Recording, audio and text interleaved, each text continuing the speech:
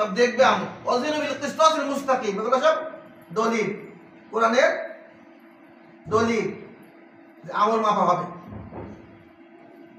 আবার একদল সম্পর্কে আল্লাহ বলছে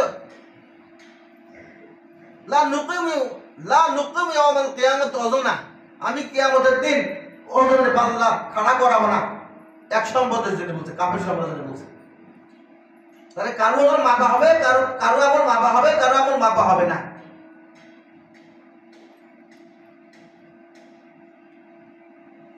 কিছু কিছু লোক বিনা হিসাবে জান্নাতে যাবে, কিছু কিছু লোক বিনা হিসাবে দোজখে যাবে, জাহান্নামে যাবে।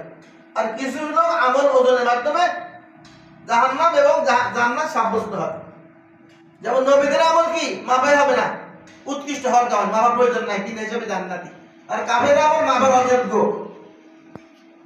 বিনা হিসাবে জাহান্নাম। একটা হাদিসে আসছে যে ৭০,০০০ উম্মত, এই নবীর উম্মত বিনা হিসেবে জান্নাতে যাবে এবং প্রত্যেক হাজারের সাথে থাকবে ৭০,০০০, মানে ৭ কোটি। ৭ কোটি।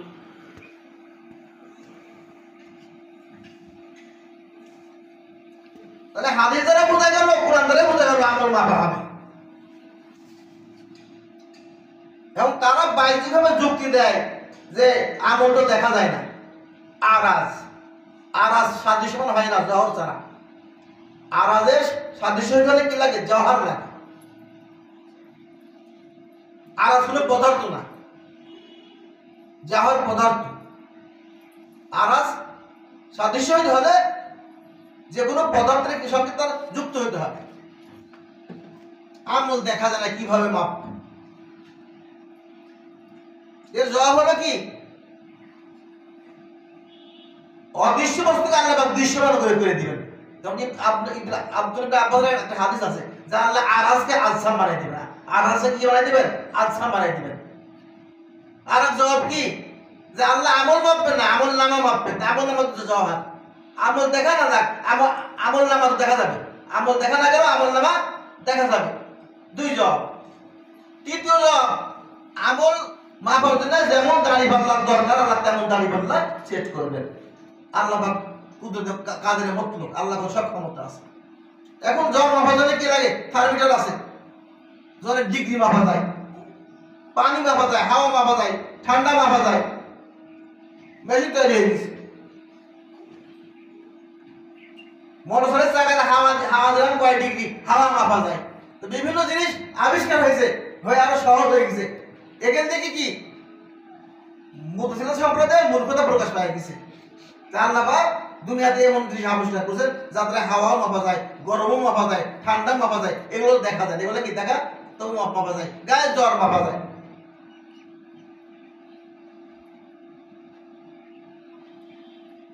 শুধু কি দেখা জিনিস কি মানুষ বিশ্বাস করে নাকি? অনেক অদেখা জিনিস কি আছে সেগুলো বিশ্বাস করতে হয় অনুভূতির মাধ্যমে।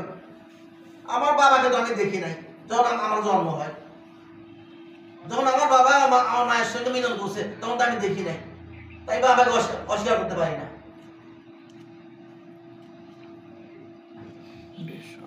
অনেক জিনিস দেখা না গেল কি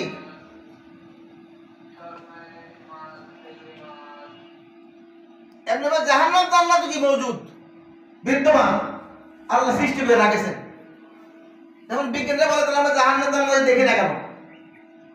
আরে বিজ্ঞানীরা যে ভূগোল পড়েছে ও তো পৃথিবীর ভূগোল পড়েছে, আর জাহান্নাম জান্নাত তো আমরা পৃথিবীর বাইরে সৃষ্টি করে রাখেছে। ও জিওগ্রাফি আলাদা। তোমরা যে জিওগ্রাফি পড়েছো, যে ভূগোল পড়েছো, সে ভূগোলে পৃথিবী নাই। আর জান্নাত জাহান্নাম আল্লাহ যে ভূগোল রাখছেন সে ভূগোল পৃথিবীর বাইরে আছে। এর তদবির করেছেন আহমদ শফি রহমতুল্লাহ আলাইহি, ওনার কথাই বললাম।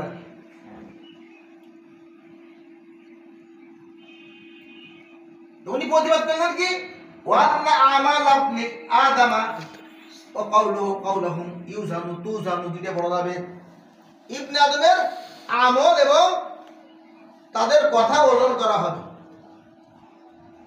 আমল তো বুঝলাম, কথা বলে কথাকে আল্লাহ রেকর্ড করে রাখবেন। টেপ রেকর্ড বের হয়ে গেছে এখন, 1000 বছর আগের কথা, 100 বছর আগের কথা টেপ রেকর্ডের মাধ্যমে ওগুলোকে প্রকাশ করা হচ্ছে। জিয়াউর রহমানের কথা টেপ রেকর্ডের থেকে এখন শোনাচ্ছে, শেখ মুজিবের কথা 50 বছর আগে মারা গেছে, এখন শোনাচ্ছে। দুনিয়ার লোক যদি মানুষের কথাকে টেপ রেকর্ড করে রাখতে পারে, আল্লাহ পারবে না? মা ইয়ালফিযু মিন কাওলিন ইল্লা লাদাইহি রাকীবুন আতীদ। মানুষের